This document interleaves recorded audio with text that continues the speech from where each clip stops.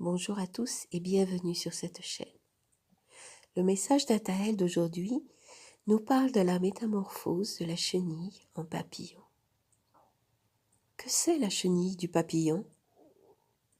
Pourtant, elle contient le programme du papillon en elle, mais ce sont des animaux dont l'apparence et le mode de vie sont très différents. Comment cela est-il possible? C'est une transformation qui s'opère automatiquement et mène à un état presque opposé. La chenille rampe et n'est pas bien attirante. Elle peut même susciter de la répulsion ou du dégoût. Le papillon, lui, vole et il est doté dans l'imaginaire collectif de symboles très positifs. Vous le trouvez beau, délicat, pur, porteur de messages lumineux, d'espoir. Tout le contraire de la chenille dont il est issu. Est-ce que la chenille sait qu'un jour elle deviendra un papillon? Non. Elle suit son propre chemin de chenille. Elle fait ce qu'elle a à faire et elle accepte de disparaître pour laisser la place à autre chose quand la nature accomplit son travail de transformation. Alors, laissez également les étapes de votre évolution se faire. Restez dans le présent et vivez pleinement ce que la vie vous propose et qui correspond à ce que vous manifestez de vous. Il n'est pas forcément possible d'atteindre tout de suite votre destination, même si parfois cela l'est. Et les phases que vous traversez sont nécessaires. La chenille ne se lamente pas de n'être qu'un insecte qui rampe, et elle n'aspire pas à autre chose qu'à vivre sa vie. Et c'est justement cela qui fait qu'elle sera prête pour la métamorphose. Ainsi, acceptez votre humanité. Acceptez les limites qui sont inhérentes à l'incarnation. Vous avez le potentiel en vous.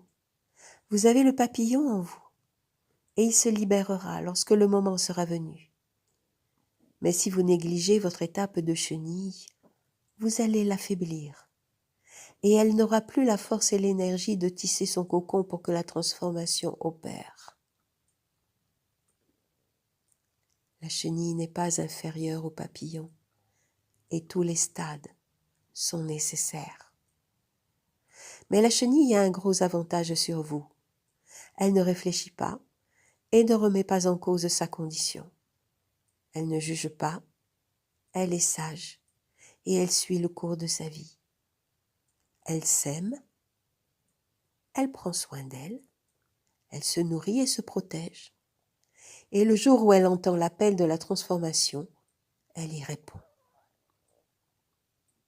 Alors soyez comme elle, car tout le travail est réalisé à son stade. Le papillon est une apothéose éphémère et magnifique, mais il n'est que le résultat de l'effort et de l'abnégation de la chenille qui se sacrifie pour lui laisser la place. C'est parce que la chenille accepte de mourir que le papillon peut naître. Alors, quand le temps est venu de la transformation, laissez-vous aller, lâchez avec toutes les résistances et ouvrez les portes de votre cœur et de votre esprit pour vous envoler vers la liberté. Il n'y a pas de plus grande sagesse que celle de la chenille qui s'abandonne au tissage de son cocon et permet au papillon qui vit en elle d'éclore. Cela se fait irrévocablement. Et c'est aussi votre chemin. Si vous avez aimé cette vidéo, mettez un like, partagez, abonnez-vous et à bientôt pour une prochaine vidéo.